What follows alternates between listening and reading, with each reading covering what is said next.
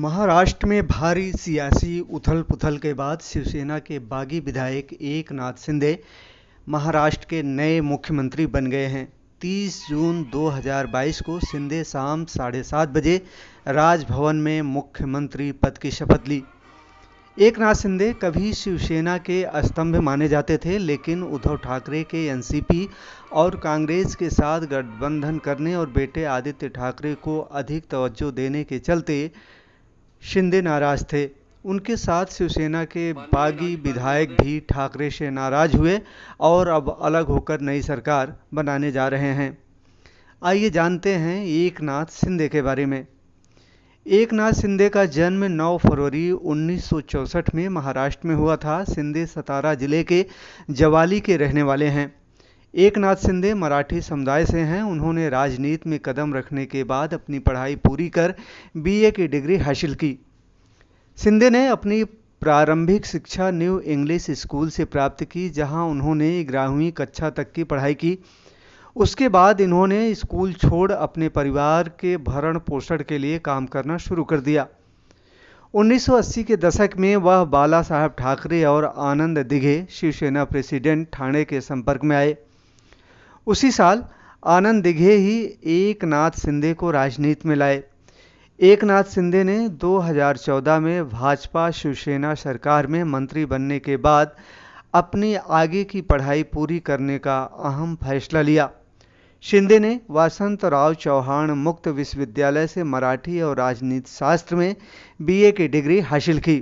फिलहाल शिंदे आज महाराष्ट्र के मुख्यमंत्री बन चुके हैं और उन्होंने शपथ ली।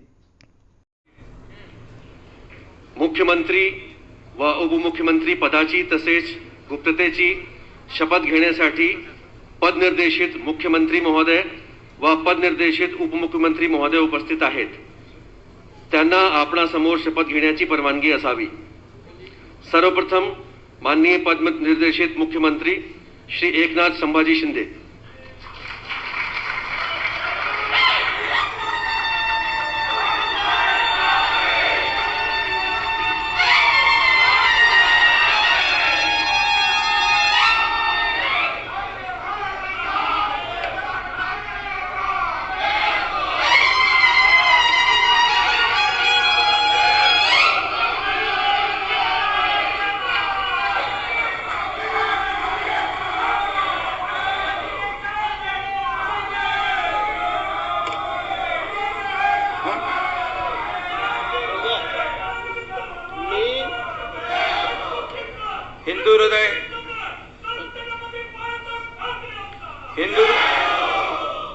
हिंदू हृदय सम्राट बाळासाहेब ठाकरे, धर्मवीर आनंद दिघे साहेबांच्या आशीर्वादाने मी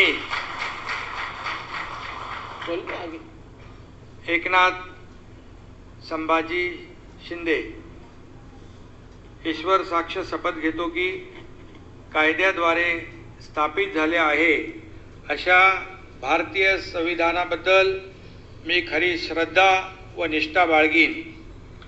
मी भारताची सार्वभौमता व एकात्मता उन्नत राखीन।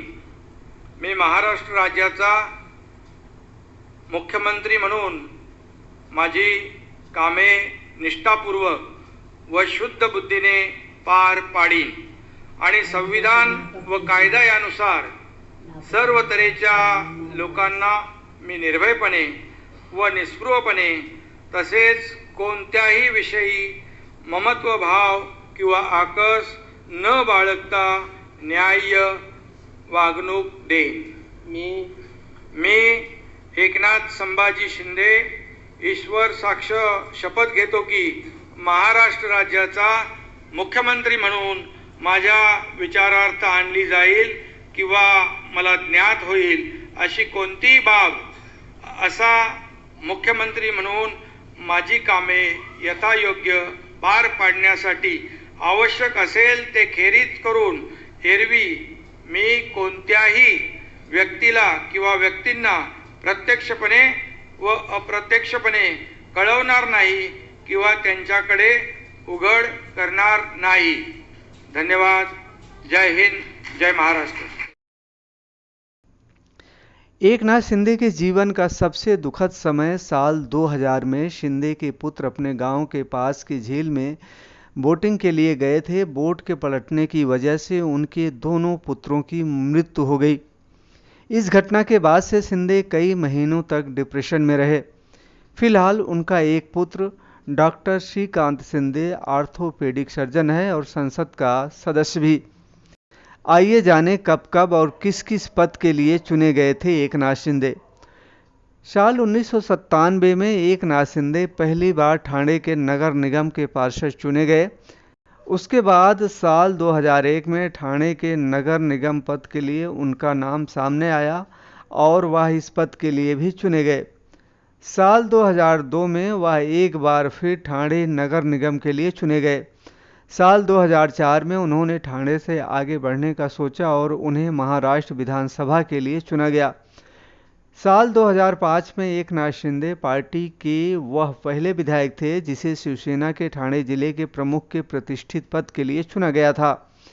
2009 में वह महाराष्ट्र विधानसभा के लिए चुने गए। साल 2014 से 2019 तक वह महाराष्ट्र विधानसभा में महाराष्ट्र सरकार के विपक्ष के नेता रहे। साल 2019 में महाराष्ट्र सरकार के लोक स्वास्थ्य और परिवार कल्याण मंत्री के पद का भी भार संभाला। 2019 में ही शिवसेना दल के विधायक नेता के पद के लिए उनका चयन किया गया। उसी साल उद्धव ठाकरे की सरकार में कैबिनेट मंत्री के पद के लिए शपथ ग्रहण की। साल 2020 में उन्हें ठाणे जिले संरक्षक मंत्री पद के लिए नियुक्त किया गया। एकनाथ शिंदे को 2019 में मुख्यमंत्री पद को लेकर भी उनके नाम की काफ़ी चर्चा हुई थी। शिवसेना विधायक दल की बैठक में आदित्य ठाकरे ने शिंदे के नाम का प्रस्ताव रखा और वह विधायक दल के नेता भी चुन लिए गए, मगर बाद में उद्धव ठाकरे मुख्यमंत्री बने। शिंदे उद्धव सरकार में शहरी विकास मंत्री बने। 58 साल के एकनाथ शिंदे सतारा के हैं। वह पढ़ाई के लिए ठाणे आए। यहाँ शुरू में वह ऑटो रिक्शा चलाते थे। उसी दौरान एक बार उनकी मुलाकात शिवसेना नेता आनंद दिघे से हुई। यह मुलाकात शिंदे के जीवन का टर्निंग पॉइंट साबित हुई और महज 18 साल की उम्र में शिंदे का राजनीतिक जीवन शुरू हो गया।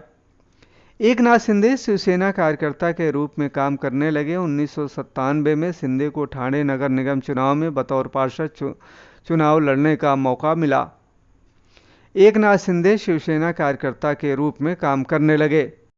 शिंदे शिवसेना में धीरे धीरे आगे बढ़े। जब साल 2005 में नारायण राणे ने शिवसेना छोड़ी तो शिंदे के लिए पार्टी में आगे बढ़ने का अच्छा मौका मिला।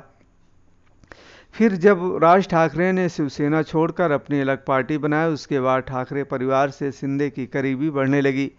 शिंदे ने शिवसेना के टिकट पर 2004 का विधानसभा चुनाव ठाणे सीट से लड़ा। इस चुनाव में शिंदे को जीत मिली। इसके बाद 2009, 14 और 2019 के चुनावों में भी शिंदे ने जीत दर्ज की। वह देवेंद्र फडणवीस की सरकार में राज्य के लोक निर्माण मंत्री रहे। महाराष्ट्र में एमएलसी चुनाव में खेला होने के बाद से ही महाराष्ट्र में सियासी संकट तेज हो गया। एकनाथ शिंदे के ऊपर कई आपराधिक मुकदमे भी दर्ज हैं। पिछला विधानसभा चुनाव लड़ने के दौरान एकनाथ शिंदे ने जो हलफनामा दायर किया उसके मुताबिक उन पर 18 आपराधिक मामले भी चल रहे हैं। शिंदे के पास 11 करोड़ 56 लाख से ज़्यादा की संपत्ति है। इसमें 2.10 करोड़ की चल और 9.45 करोड़ की अचल संपत्ति घोषित की गई थी। सामान्य कार्यकर्ता के तौर पर राजनीति की शुरुआत कर शिंदे आज इस मुकाम पर हैं और इस समय पूरे महाराष्ट्र की राजनीति उनके इर्द गिर्द घूमती दिख रही है। आकाश श्रीवास्तव, थर्ड आई वर्ल्ड न्यूज़।